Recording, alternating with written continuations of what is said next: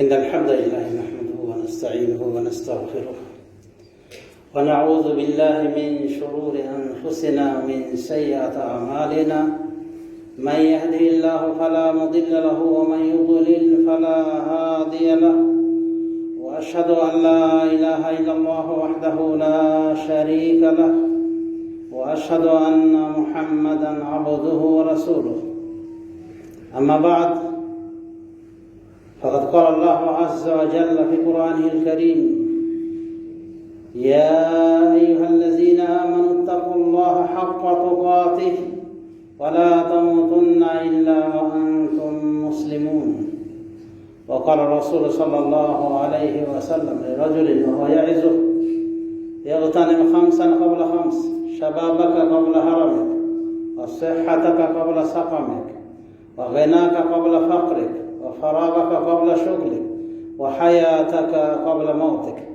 رواه الإمام حاكم في مستدركه وابن أبي شيبة في مصنفه وصحح الألباني رحمه الله في صحيح الجامع وصحيح الترغيب والترهيب.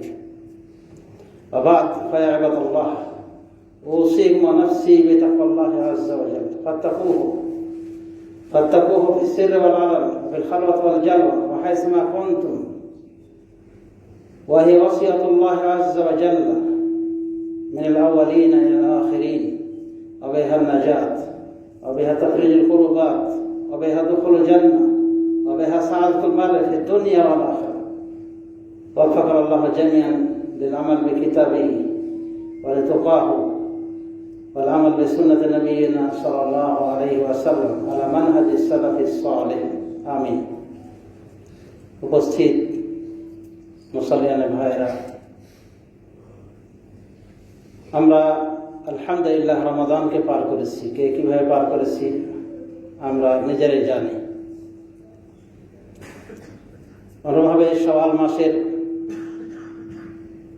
মধ্যে আমরা রয়েছি, এটাকে অতিক্রান্ত করতে চলেছি। এভাবে আসবে আর যাবে, দিন আসবে রাত আসবে, দিন যাবে রাত আসবে, এভাবে আবর্তন প্রবর্তন হতে থাকবে। কিন্তু আমরা একসময় এভাবে আসা যাওয়া করতে করতে একসময় কোথায় চলে যাব?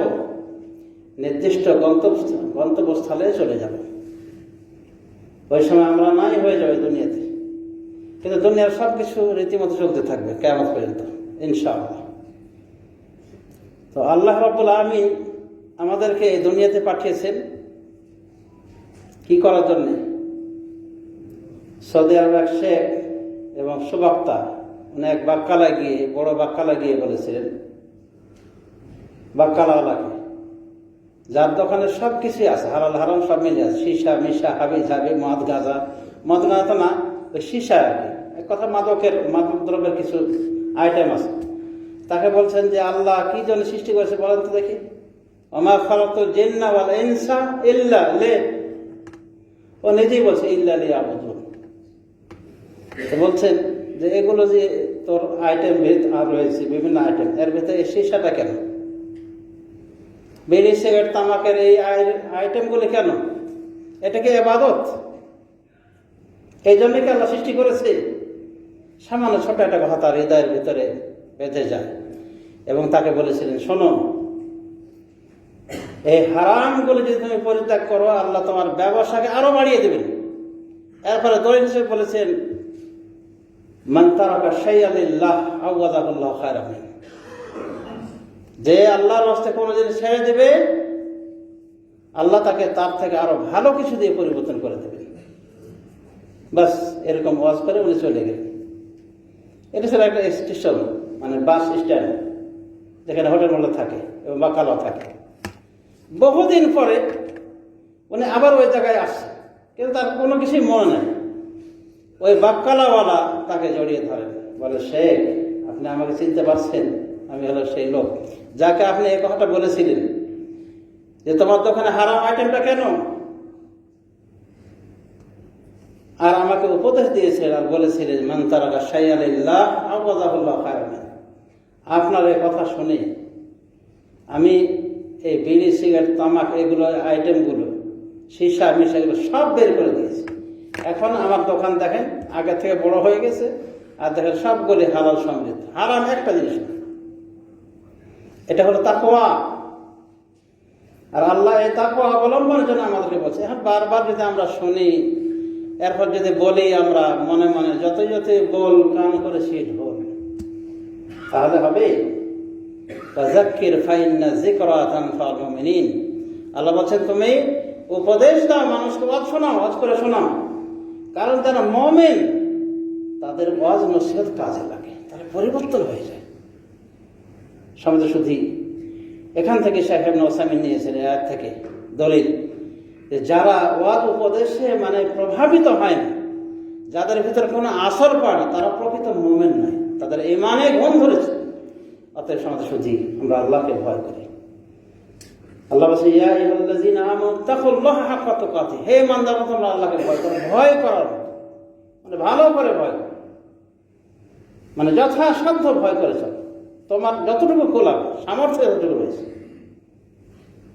ওয়ালা তামুতুন্না ইল্লা ওয়া আনতুম মুসলিমুন, মৃত্যুবরণ করো না মুসলিম না। সমাজ শুধু এই যে আমাদের জীবন 60, 70, 80, এই জীবনের হিসাব কিন্তু আমাদেরকে দেওয়া লাগে পাই পাই করে। আর এমন একটা এই দুনিয়াটা এমন একটা জগৎ যে আপনি যা ইচ্ছা তাই করতে পারেন।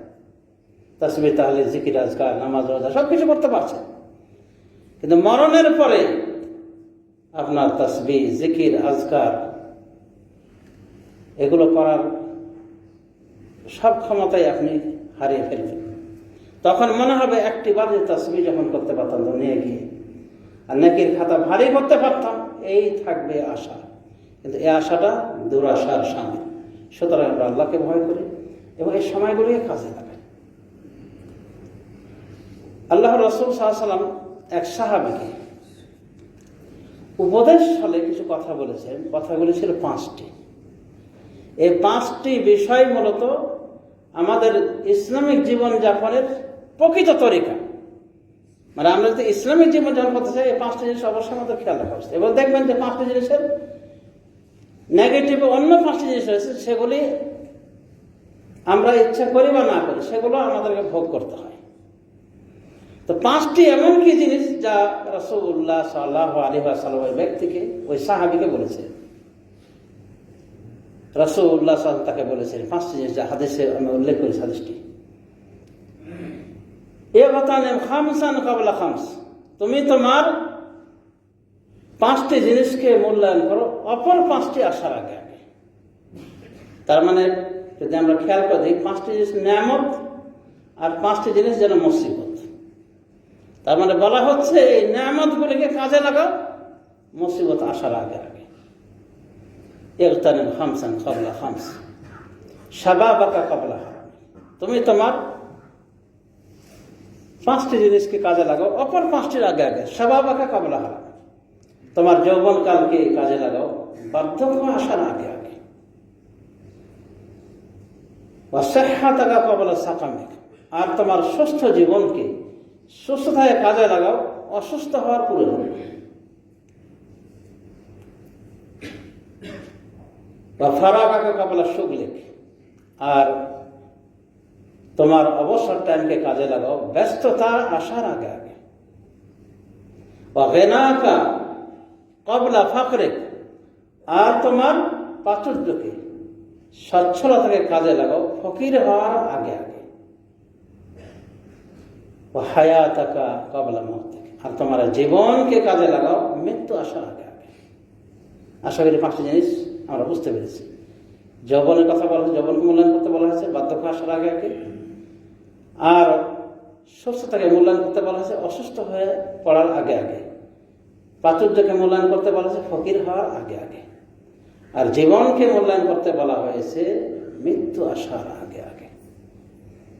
তার মানে এই 5টি জিনিসকে মূল্যায়ন করা মানেই হলো এই দুনিয়ার বুকে আপনার ইসলামী জীবনযাপন। এভাবে জীবনযাপন করলে আপনি ইহকালে ধন্য, পরকাল আপনি ধন্য হবেন, জান্নাত লাভে, মহান আল্লাহর মহান ক্ষমা লাভে। আসল সমাজসুদ্ধি বিষয়গুলো আমরা জানার চেষ্টা করি ব্যাখ্যা সহকারে। প্রথমত এই হাদিসটি বর্ণনা করেছেন ইমাম হাকিম রাহমাতুল্লাহ আলাইহি তার মুস্তাদরাক হাকিম, হাদিস নম্বর 7846 অর্থাৎ 7846 নম্বর হাদিস। এবং ইবনে আবি শাইবা একজন বড় প্রখ্যাত মুহাদ্দিস, যিনি বুখারী মুসলিমের ওস্তাদ। তার বিশাল হাদিস ভান্ডার রয়েছে, যেখানে রাসূলুল্লাহ হাদিসের পাশাপাশি সাহাবীদের হাদিস, তাবেঈদের হাদিস, তাদের ফতোয়া ইত্যাদি উল্লেখ করেছে। তো এই মুসনাদ ইবনে আবি শাইবাতে এই হাদিসটি এসেছে। হাদিসের নাম্বার দেখলে বুঝতে পারেন যে কত হাদিস তার সেখানে সংকলিত রয়েছে। 34319, মানে 34,319 নম্বর হাদিস। এবং শেখ আলবানী রাহমাতুল্লাহ আলাইহি হাদিসটিকে সহিহ বলেছেন তার সহিহুল জামি গ্রন্থে। 1077 নম্বর হাদিস। সহিহুত তারগীব ও তিনি হাদিস সহিহ বলেছেন 3355, মানে 3355। তার মানে হাদিসের সহিহ, অথেন্টিক হাদিস। তো এই হাদিসের উপদেশগুলি আমরা আশা করি সংক্ষিপ্ত আকারে বুঝতে পেরেছি। আসুন আমরা কিছু ব্যাখ্যা করার চেষ্টা করি। আমার তৌফিক নেই। শাবাবাকা ক্বাবলা হারামিক, তুমি তোমার যৌবনকালকে মূল্যায়ন করবে বার্ধক্য আসার আগে আগে। আমরা কে কতটা মূল্যায়ন করি বা করেছি? যারা বার্ধক্যে অলরেডি চলে এসেছি, তারা সেই কালকে কাজে লাগিয়েছিলাম কিনা সেটা ভেবে দেখার বিষয়। যদি আমরা কাজে না লাগিয়ে থাকি, তাহলে এখনো আমাদের সুযোগ রয়েছে যেন আমরা বাকি জীবনটা কাজে লাগানোর চেষ্টা করি। তবে যৌবনকাল একটি গুরুত্বপূর্ণ। এই জীবনে, এই যৌবনকালে মানুষ কি করে? সংসার করে। এই যৌবনকালে মানুষ আয় উপার্জন করে এবং সে পরিপূর্ণরূপে তার জীবনকে এনজয় করতে পারে, যেটা বার্ধক্যে এসে পারে না। বার্ধক্যে দেখা যায় অসহায় হয়েছে, নিজের সম্পদ, নিজের ঘর, নিজের বাড়ি, এরপর নিজের আপনজন, নিজের কলেজের টুকরা সন্তান বৃদ্ধাশ্রমে রেখে আসছে। তার মানে কম অসহায়ত্বের জীবন। যে সময় সন্তানের মুখাপেক্ষী সে, তার সাহায্যের প্রয়োজন, এবং যে সন্তানকে সর্বস্ব দিয়ে লালন পালন করেছেন পিতামাতা, অনেক সময় দেখা যায় এই বার্ধক্যে এসে অসহায়ত্বের জীবন যাপন তারা করেন এবং বৃদ্ধাশ্রম পর্যন্ত তাদের যাওয়া লাগে। ঈদের দিন পর্যন্ত নিষ্ঠুর সন্তান, এই কুসন্তানগুলি বাবা মার খোঁজ খবর নেয় না। তাহলে বার্ধক্যটা কত অসহায়তার জীবন আমরা বুঝতে পেরেছি। রাসূলুল্লাহ সাল্লাল্লাহু আলাইহি ওয়াসাল্লাম বলছেন শাবাবাকা ক্বাবলা হারামিক, এই তোমার যৌবনকালকে কাজে লাগাও বার্ধক্য আসার আগে। কাজে কিভাবে লাগাতে হবে? হাডুডু খেলে, কাবাডি খেলে, ফুটবল খেলে, ক্রিকেট খেলে, আবল তাবল করে, নায়ক সেজে, গায়ক সেজে, নায়িকা সেজে কিসে লাগাতে হবে? আল্লাহ যাতে খুশি তাতে লাগাতে হবে। রাসূলুল্লাহ সাল্লাল্লাহু আলাইহি ওয়াসাল্লাম বলে যে 7 জনকে আরশে আজিমের ছায়া দেবেন বা বিশ্বের ছায়া দেবেন, যে সময় ওই ছায়া ছাড়া কোনো ছায়া থাকবে না। ওদের ভিতরে যৌবনকালের ব্যক্তির কথা উল্লেখ করে বলেন শাবুন নাশা ফি তাআতিল্লাহ, ওই যুবক যে যৌবন প্রাপ্তির পর আল্লাহর ইবাদত বন্দেগিতে লালিত পালিত হয়েছে। মানে যৌবন প্রাপ্ত হওয়ার পরও বিপথগামী হয়। আজ বিপথগামীদের দেখবেন মেজরিটি সংখ্যক লোক যৌবনকাল, ছিনতাই, কারাগার, রাহাজানি, খুন খারাপি, জেনা ব্যভিচার, বেশিরভাগ দেখবেন যৌবনকালের বিভ্রান্ত ছেলেপিলেরা। মানে তারা সঠিক তালিম পায়নি, সঠিক শিক্ষা পায়নি, এবং যৌবনের এই উত্তাল তরঙ্গ মানায় তারা এরকম বিভ্রান্ত হয়ে চলেছে, ভেবেছে অনেক কিছু সে করে ফেলবে। তো অনেক কিছু করে ফেলবে মানে শয়তানের কাজে লিপ্ত হয়ে অনেক কিছু করে, যেগুলো কি ওয়াকামার কুফর। তো যৌবনকালে কাজে লাগাতে হবে ইবাদত বন্দেগীর মধ্যে। তো ওই যুবকের মূল্যায়ন অবশ্যই রয়েছে। কত বড় মূল্যায়ন লক্ষ্য করে দেখেন যে সময় কোনো ছায়া থাকবে না, মানুষ নফসি নফসি করবে, সূর্য অর্ধমাল 1 মাইল দূরে অবস্থান করবে, সে সময় আল্লাহ বলে যে 7 জনকে ছায়া দেবে। সে 7 জনের একজন হলো যুবক নাশা ফি তাআতিল্লাহ, যে যুবকের লালন পালন হয়েছে আল্লাহর ইবাদত বন্দেগীতে। মানে যৌবন প্রাপ্ত হওয়ার পর বিভ্রান্ত পথে হাঁটেনি, বিভ্রান্ত তো হয়নি আল্লাহর নিকটে, তাহলে তার ইবাদত প্রথম প্রিয়। আর এই যৌবনকালে ইবাদত বন্দেগী মানুষ ভালোভাবে করতে পারে, নামাজ রোজা করতে পারে ভালোভাবে, হজ করতে পারে। আমাদের দেশের চিন্তাধারা হল ভিন্ন। মুরব্বী বয়সে যাবে হজ করতে, গিয়ে দেখা যায় যে অধিকাংশ কাজ অন্যকে দিয়ে করে। লাইসা সাকলা কাল উম্মিল মুস্তাজারা, ভাড়াটিয়ে মা প্রকৃত মায়ের মতো হয় না। আরব জাহান একটা বদভ্যাস ছিল, ইসলাম পূর্ব অভ্যাস, যে মারা গেলে কান্নাকাটা করতেই হবে, বিলাপ করবে, কান্নাকাটা করবে। এবং অনেক সময় দেখা যেত কোনো লোক বেচারা মারা মিসকিন, ওর কান্নাকাটা করার কোনো আত্মীয়ই নেই। তখন ওই জায়গার জাহেরি সমাজ কিছু মহিলা ধার করে আনতো যে তোরা কান্না করে পক্ষ থেকে, এবং তাদেরকে ভাড়া করে আনা হতো। তো ভাড়াটে মায়ের কান্না আর আপন মায়ের কান্নাকে সমান। তো অনেক সময় দেখা যায় হাজি সাহেব হজ করতে গিয়েছেন, এই চিন্তাধারা নেই যে একেবারে গোনা খাতা থেকে ধুয়ে মুছে পরিষ্কার হয়ে হয় ওই দেশে মরবে, হয় দেশে এসে মরবে। আর দেখা যায় যে হজটা ভালো মতো করতে পারছে না, মানুষকে দিয়ে করা, এটা করে সেটা করে, মানুষ করলো না। আর মানুষের আন্তরিকতা আর নিজের কাজের নিজের আন্তরিকতা আলাদা না, এটা ভুল ধারণা। তো আমাদের যৌবনকালকে কাজে লাগাতে হবে, মানে এই ইবাদতবন্দেগুলিতে অংশ নিতে হবে। হজ ফরজ হয়ে থাকলে হজে যাওয়ার আগ পর্যন্ত আপনার অবস্থা বেহাল অবস্থা, আপনি মারা যান হজের উপযুক্ত হওয়ার পর, দেখবেন আপনি কবিরা গুনাহের জন্য আল্লাহ দরবার আটকে গিয়েছে। আর প্রত্যেকটা কবিরা গুনাহ এমন ভয়ঙ্কর, এগুলো প্রত্যেকটি জাহান্নামে যাওয়ার জন্য যথেষ্ট, একমাত্র আল্লাহ ক্ষমা করলে সে কথা হয়নি। তাহলে বুড়ো বয়স পর্যন্ত অপেক্ষা করছেন, বুড়ো বয়স পাবেন কিনা গ্যারান্টি আছে? কত মানুষ হজে যাওয়ার নিয়ত করে রেখেছিল বুড়ো বয়সে, বুড়ো হওয়ার আগেই কবরে যাওয়া হয়েছে, অসংখ্য মানুষ হয়েছে। আপনি ওদের দলভুক্ত হতে পারেন না, আর কিসের বলে কিসের হজ, এত টাকা পয়সা খরচা করে। নাস্তিক্য চিন্তা চেতনা, এগুলো ঠিক নয় সমাজ শুধু। তো যৌবন কালকে রাসূলুল্লাহ সাল্লাল্লাহু আলাইহি ওয়াসাল্লাম কাজে লাগাতে বলছেন, এটা 1 নম্বর উপদেশ। আমরা যারা যৌবন কালে কাজে লাগাচ্ছি আলহামদুলিল্লাহ, মারহাবা, আশা করি আমাদের জন্য সেই পুরস্কার অপেক্ষা করছে। এই পুরস্কারের কথা রাসূলুল্লাহ সাল্লাল্লাহু আলাইহি ওয়াসাল্লাম তার বিভিন্ন হাদিসের ভিতরে উল্লেখ করেছে। সমাজ শুদ্ধি। দ্বিতীয় পয়েন্ট ছিল, বা সিরিয়ালি নাই বলি, 5টা পয়েন্ট বললেই হলো। ওয়াসিহ্হাতাকা ক্বাবলা সাকামিক, তোমার সুস্থতাকে মূল্যায়ন করবে অসুস্থ হওয়ার আগে। সুস্থ শরীর এটা নেয়ামত, নেয়ামাতানে মাগবুনুন ফীহিমা কাসীরুম মিনান নাস, দুটি এমন নেয়ামত রয়েছে যেখানে অধিকাংশ মানুষ ক্ষতিগ্রস্ত। মানে এগুলো মূল্যায়ন করা, অবমূল্যায়ন করা। কিন্তু এর বিপরীত আসলে ঠিকই বুঝতে পারো ওই নেয়ামত দুটি কত বড় নেয়ামত ছিল। এই নেয়ামত দুটি কি বুখারী শরীফের হাদিসে বলা হয়েছে পরক্ষণে, as-sihhatu wal faragh। একটা হলো সুস্থতা, একটা হলো কি অবসর টাইম।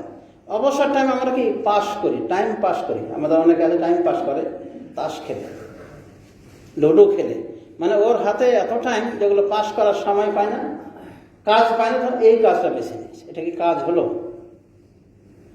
এই লুডো মূলত ইসলাম সমর্থিত না, হারাম খেলা, দাবা খেলা, হারাম খেলা, অনেক খেলা রয়েছে, এগুলো হারাম।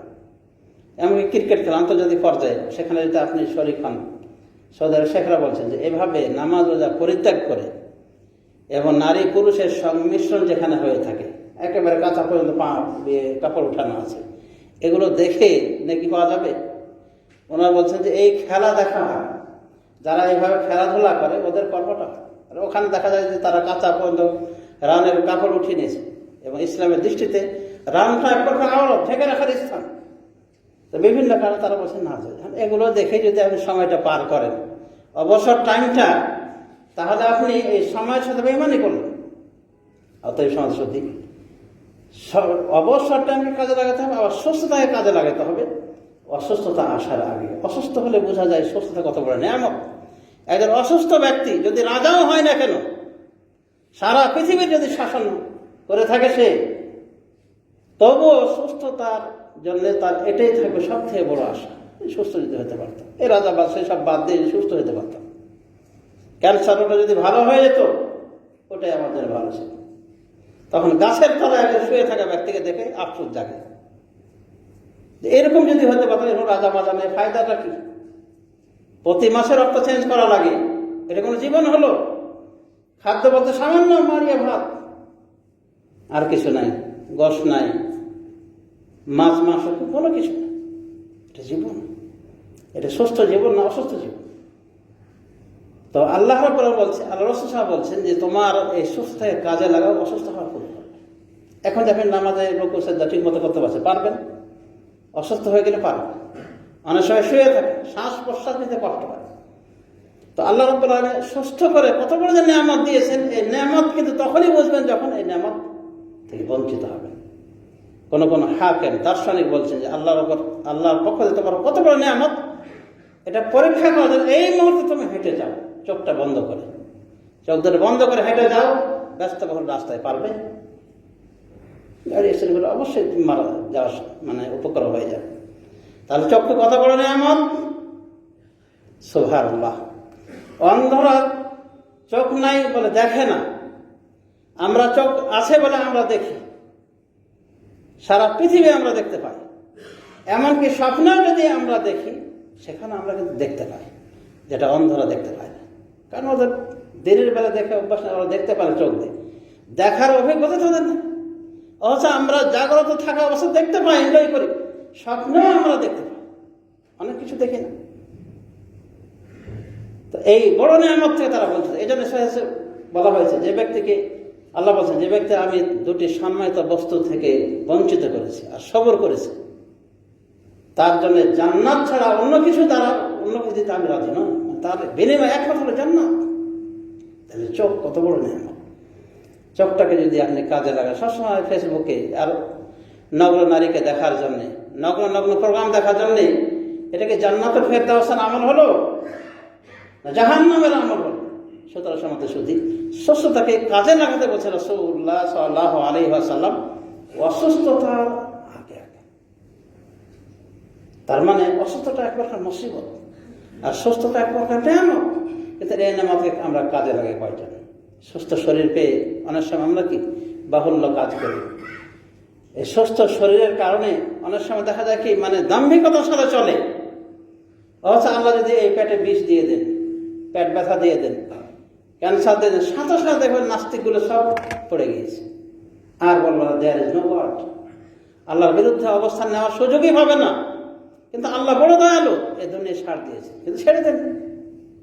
অনেক সময় নাস্তিক এই দুনিয়াতে ধরেন না, ধরলে পরে কথা আছে, কাজে ফায়দা নেই। আপনি সুস্থতাকে কাজে লাগাবেন, আপনি ধন্য হবেন। আর অসুস্থতাকে আপনি কাজে, অসুস্থ যদি আপনি সতর্ক না থাকেন অসুস্থতা থেকে, এমনও হতে পারে যে আপনি অসুস্থ হয়ে হাসপাতালে থাকলেন, তখন আপনার আফসোস, আমি যদি রোজাগুলি ভালোভাবে আদায় করতাম, নামাজ যদি ভালোভাবে পড়তাম, তো পারি না। কাজেই সমাজ শুধু অনেক জাহাবি ওসিয়ত, স্বর্ণ দিয়ে লেখার মতো ওসিয়ত রাসূলুল্লাহ সাল্লাল্লাহু আলাইহি ওয়াসাল্লাম করেছেন, ওই সাহাবেকে, যা আমাদের সবার জন্য প্রযোজ্য। এরপরে রাসূলুল্লাহ সাল্লাল্লাহু আলাইহি ওয়াসাল্লাম আমাদেরকে বলেছেন, ফারাগাকা ক্বাবলা শুগলিক, তোমার অবসর টাইমকে ব্যস্ততা আসার আগে আগেই মূল্যায়ন করবে। ব্যস্ততা আসার আগে আগে মূল্যায়ন করবে। কারণ মানুষ ব্যস্ত হয়ে যাওয়ার কারণে অনেক কিছু করতে পারে। কাজেই এখনই যে দায়িত্ব, এখনই যে কাজ, সেগুলো করে ফেলি। এটা করিয়েন না যে এখন তো আমি অনেক সময় রয়েছে, সামনে বছর করব, তার পরের বছর করব। আপনার গ্যারান্টি সামনের দিন বাঁচবেন কিনা? কোনো গ্যারান্টি নেই। কাজে অবসর টাইমকে আপনি কাজে লাগাবেন, এটাই হলো রাসূলুল্লাহ সাল্লাল্লাহু আলাইহি ওয়াসাল্লামের উপদেশ। আরটা কি বলেছেন? ওয়াগিনাকা ক্বাবলা ফাকরিক, আর তোমার প্রাচুর্যকে ফকির হওয়ার আগে আগে মূল্যায়ন করবে। কারণ ইমাম শাফি, লা ইয়াদরিল গানিয়্যু লা ইয়াদরিল ফাকিরু মাতা গিনাহু, ফকির জানে না কখন সে সচ্ছল হয়ে যাবে।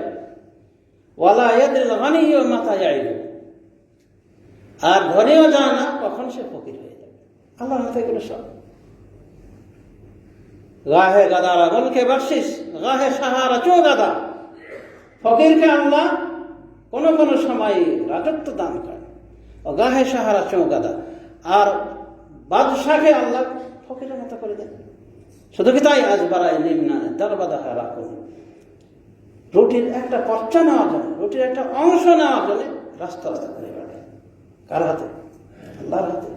সুতরাং আপনার প্রাচুর্য কাজে লাগে। এখন টাকা পয়সা আছে, দান দক্ষিণা করেন, গরিব দুঃখীদের প্রতি সহানুভূতির হাত বাড়ান, আপনার গরিব আত্মীয় স্বজনকে দেখেন, এবং বিশেষ করে যারা আপনার রক্তের সাথে সম্পর্কিত, বাবা মার সূত্রে, তাদের প্রতি খেয়াল করে। আর বাপ মাকে তো অবশ্যই খেয়াল করে। বাপ মাকে খেয়াল যারা করে না, দেখে না, ওরা কি মানুষ না জানোয়ার? জানোয়ার। কারণ জানোয়ারের ভিতরে দেখবেন যে বাপ মার প্রতি একটা দয়া আছে। দেখা গেছে বুড়া শিয়াল উপার্জন করতে পারে না, বসে আছে বন্ধ, ওর বাচ্চা অন্য জায়গাতে শিকার করে এনে ওকে হাত দিয়ে হাজির করছে। যার বকরি নিয়ে আসছে, ওই মালিক ওর তালাশে চলে গেছে, গর্ত থেকে গিয়ে এই অন্ধ বৃদ্ধ একটা শিয়াল বসে আছে, আর ওকে এই বকরি নিয়ে হাতিয়ে দিচ্ছে।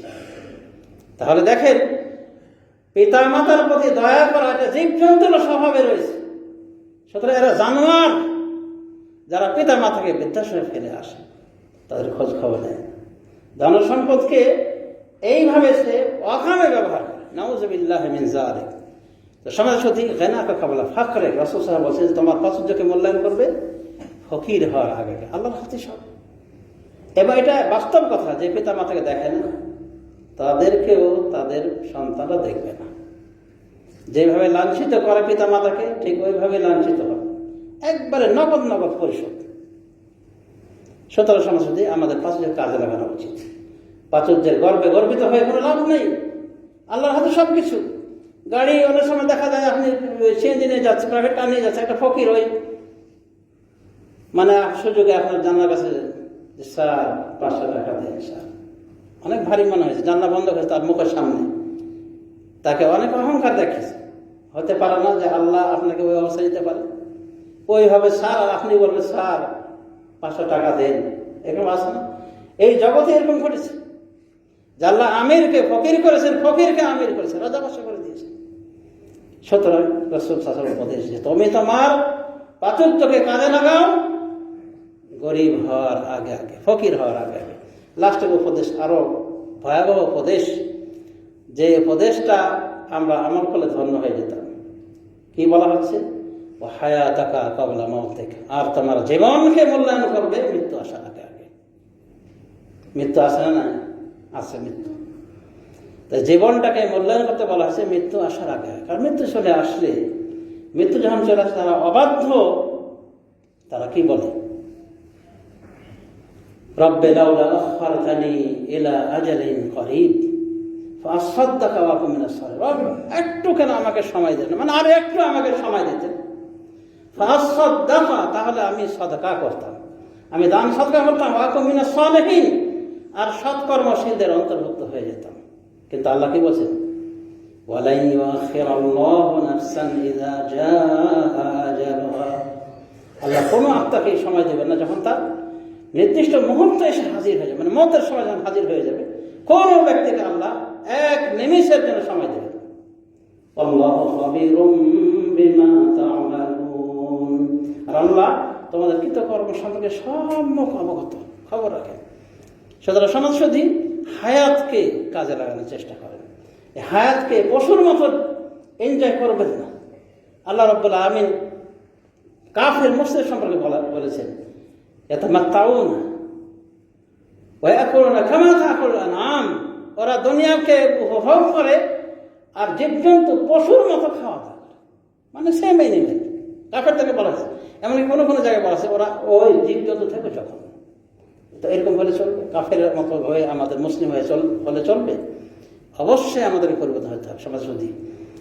এজন্যই এই লাস্টের উপদেশটা অনেক গুরুত্বপূর্ণ, যে তোমার জীবনকে কাজে লাগাও মৃত্যু আসার আগে আগে। কারণ মৃত্যু চলে আসলে আর সামান্য মুহূর্ত আপনি পিছু হতে পারবেন না। লা ইস্তাখিরুনা সাআতান ওয়া লা ইস্তাকদিমুন, আল্লাহ বলছেন যে এক মুহূর্ত না আগে না পিছু হতে পারবে মৃত্যুর সময় চলে আসলে। সুতরাং এর আগে আগে আমাদের হাতে সুযোগ রয়েছে নামাজ পড়া, রোজা রাখা, তাসবিহ জবর করা, সৎ আমল করার। কাজে এই সৎ আমল ইত্যাদির মাধ্যমে আমরা আমাদের জীবনটাকে উপভোগ করি। আল্লাহ রাব্বুল আলামিন আমাদেরকে এই গুরুত্বপূর্ণ উপদেশ, 5টি উপদেশ প্রতি আমলের তৌফিক দান করুন। আমিন। সাল্লাল্লাহু আলা নবিয়িনা মুহাম্মদ ওয়া আলা আলিহি ওয়া সাহবিহি আজমাইন।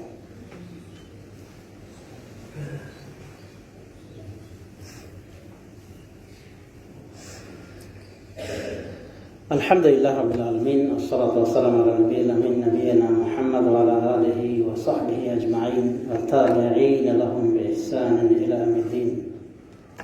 উপস্থিত মুসল্লি ভাইরা, আশা করি আমরা রাসূলুল্লাহ সাল্লাল্লাহু আলাইহি ওয়াসাল্লামের 5টি উপদেশ বুঝতে পেরেছি। এই উপদেশগুলি আমরা কাজে লাগানোর চেষ্টা করি।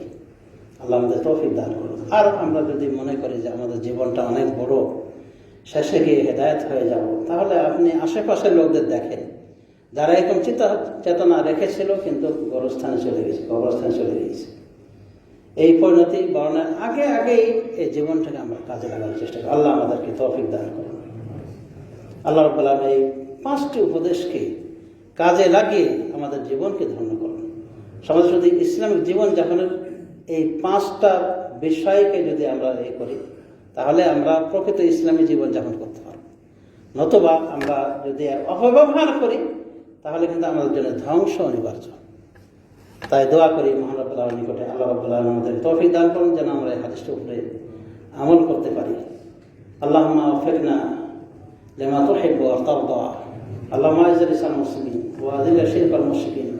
রব্বানা আতি নুফুসানা তাকওয়াহা ওয়া যাক্কিহা আনতা খায়রু মান যাক্কাহা আনতা ওয়ালিয়ুহা মাওলাহা। আল্লাহুম্মা আসলিহ আইম্মাতানা ওয়া উলাতা উমুরিনা। আল্লাহুম্মা ইগফির লিজামিল মুমিনিনা ওয়াল মুমিনাত ওয়াল মুসলিমিনা ওয়াল মুসলিমাত। ربنا آتنا في الدنيا حسنة وفي الآخرة حسنة وقنا عذاب النار. سبحانك اللهم وبحمدك أشهد أن لا إله إلا أنت أستغفرك وأتوب إليك. وقوموا إلى الصلاة بارك الله فيكم.